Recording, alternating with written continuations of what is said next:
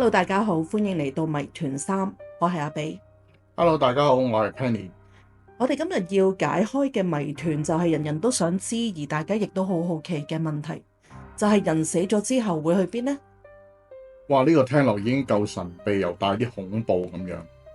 喂，阿比啊，你覺得係咪好多人聽到呢個話題就會即刻諗起鬼故呢？都會㗎，你講得好啱。我最後都會同大家分享我阿媽嘅親身經歷，記住唔好走開啦。其實我成日聽人講鬼門關、黃泉路、孟婆湯，但係從來唔知佢哋點樣連埋一齊。咁而家我先講下人死咗之後去陰間嘅完整過程。首先戴翻個頭盔先，我所講嘅嘢都係根據道教文化嘅傳說，因為真係冇人會死咗之後翻轉頭同我哋講究竟佢係點樣嘅。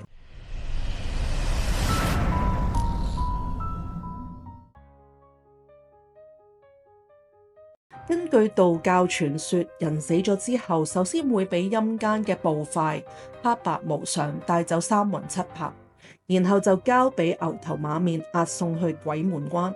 呢個就係進入陰間嘅第一關。黑白無常係咪就係嗰啲戴高帽、着住長袍嗰啲鬼差啊？成日喺電影入邊嗰度都見到佢哋嘅喎。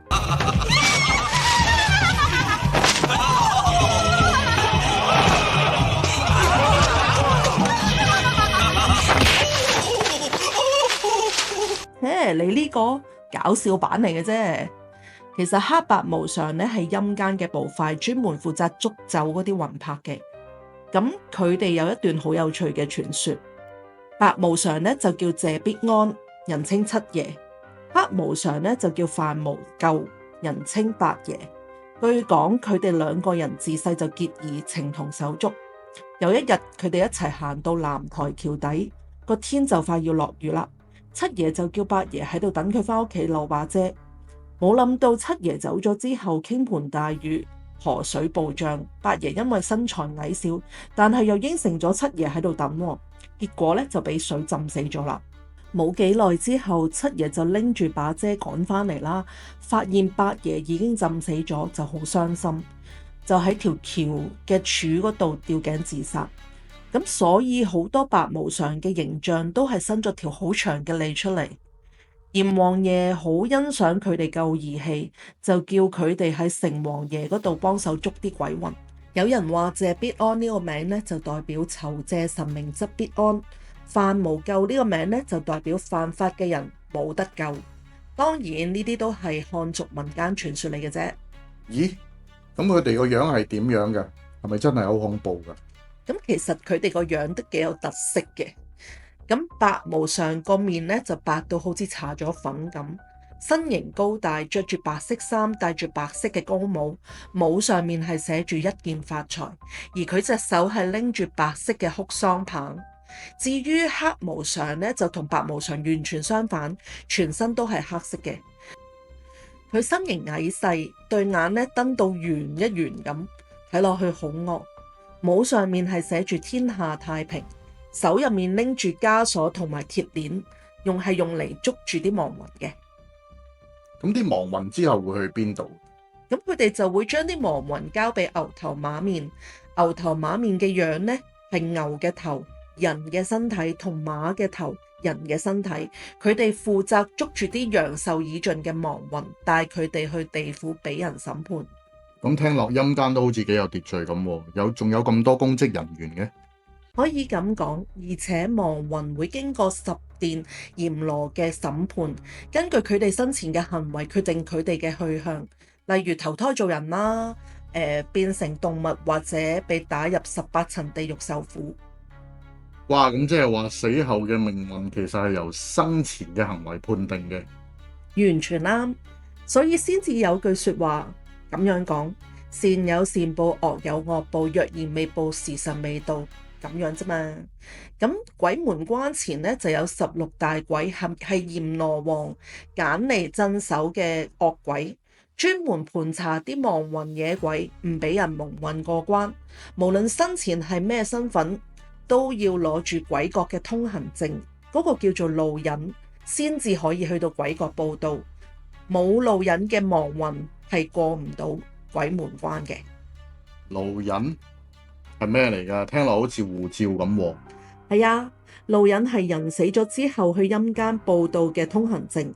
路引係一張長3尺、闊2尺嘅黃色符紙，上面寫住為酆都天於閻羅大帝發給路引，同埋寫住普天下人必備此引，方能到地府轉世升天。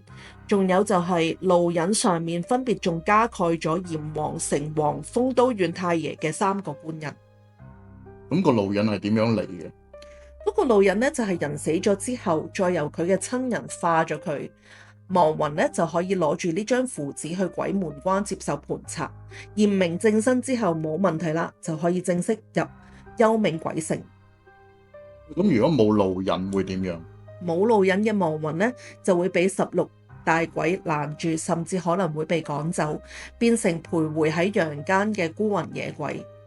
哇，係聽到咁樣已經覺得有啲驚。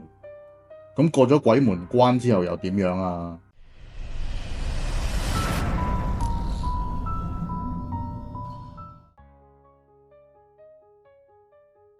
過咗鬼門關之後，下一步呢，就係一條漫長嘅黃泉路。人嘅魂魄去咗陰間報到，需要行一條好長嘅路，經過好多嘅關卡，所以黃泉路可以話係呢啲路程同關卡嘅統稱。喺黃泉路上仲有火紅色嘅彼岸花，唔係嗰啲只係見到花開，見唔到綠葉嘅花啊？聽講好靚，但係又好似好恐怖咁樣嘅。都係噶。彼岸花就係黃泉路上唯一嘅風景，佢哋紅到好似火咁，遠睇就好似一張鋪咗血色嘅地氈。聽落好靚，但係又有啲恐怖。咁黃泉路上會唔會有危險嘅呢？黃泉路外仲有好多孤魂野鬼，佢哋大多數都係啲陽壽未盡但又非正常死亡嘅人。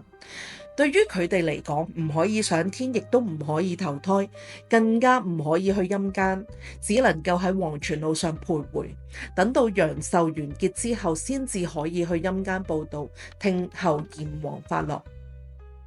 即係話正常死亡嘅亡魂就可以一路行到過去咁話咯。係啊，正常死亡嘅亡魂呢，會一路行到黃泉路嘅盡頭，進入下一關啦。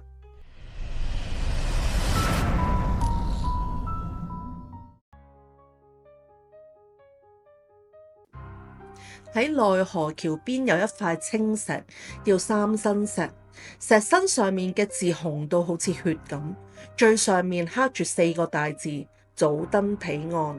傳說三生石記錄住每一個人嘅前世今生同埋來世，前世嘅因、今世嘅果、宿命輪迴、緣起緣滅都清楚刻喺呢個三生石上面。喺三生石前，所有嘅恩怨情仇都會一筆勾銷，重新開始下一段輪迴嘅旅程。哇！即係話我所有嘅秘密都寫喺塊石頭上面。理論上可以咁講，但係傳說中只有閻羅王同埋陰間使者可以睇到三生石嘅記錄，普通亡魂係睇唔到嘅。咁都好啲，都有翻少少私隱。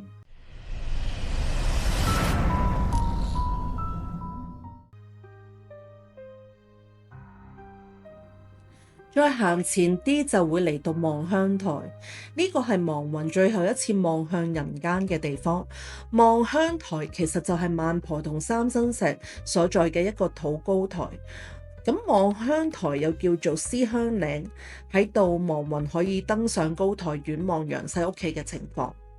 咁即係話亡魂可以喺度睇下自己嘅親人？係啊，甚至乎可以睇到佢哋喺靈堂嗰度喊嘅情景。聽落都 OK 嘅，咁但係如果笑喪咪成班人喺度咔咔笑，係睇到啲人喺度打麻雀，可能好開心。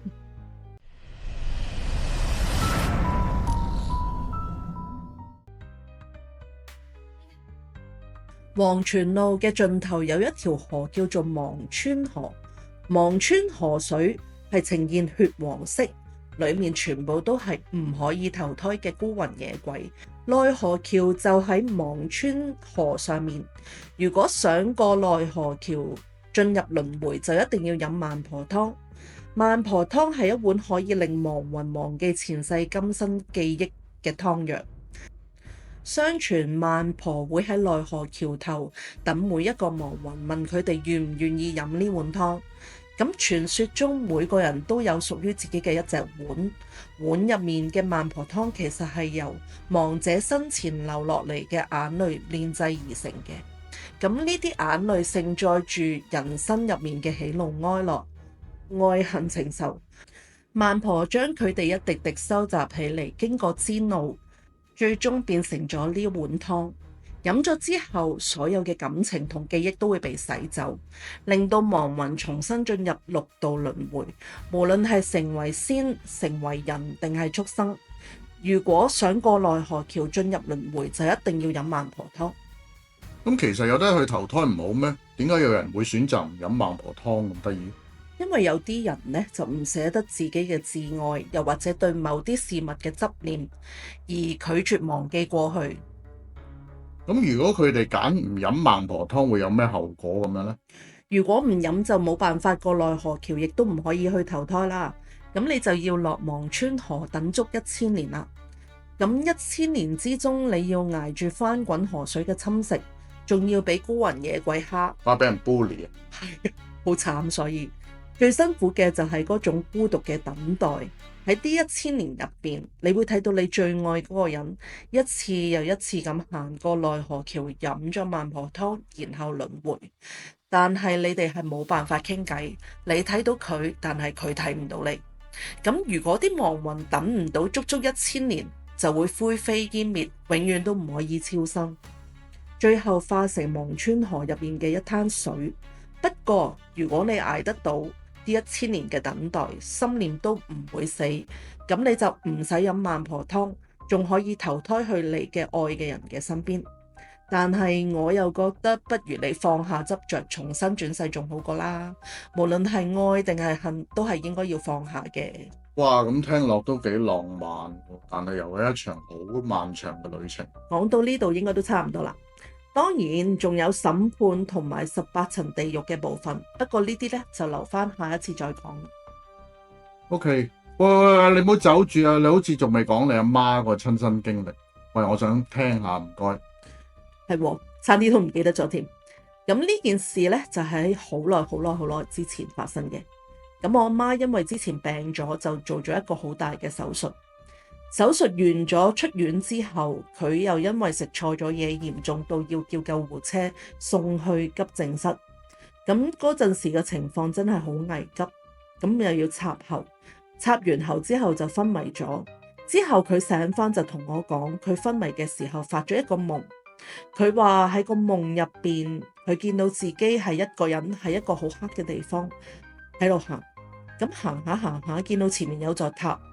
咁佢嗰陣時覺得如果跨過咗個塔就會好舒服好輕鬆，但係就係喺佢準備跨過去嘅時候，佢突然間聽到我仔喺度叫佢婆婆起身啦。咁佢即刻醒翻，但其實嗰陣唔係我個仔叫佢，而係醫生叫佢。所以我就諗，如果真係跨過咗嗰個座塔，係咪真係會死呢？呢個問題就真係冇人知啦。哇！你媽咪親身經歷嘅都幾有趣喎。咁今集嘅時間呢就差唔多啦。今集節目嚟到呢一度，多謝大家收睇。記得喺留言區分享你哋嘅故事，仲要話俾我哋聽你想聽啲乜嘢。話唔定你嘅故事會喺下一集出現㗎。仲要記得點讚、分享同埋訂閱我哋嘅迷團3啊！記得撳埋個鐘仔，下次再睇，下集見啦，拜拜。拜拜。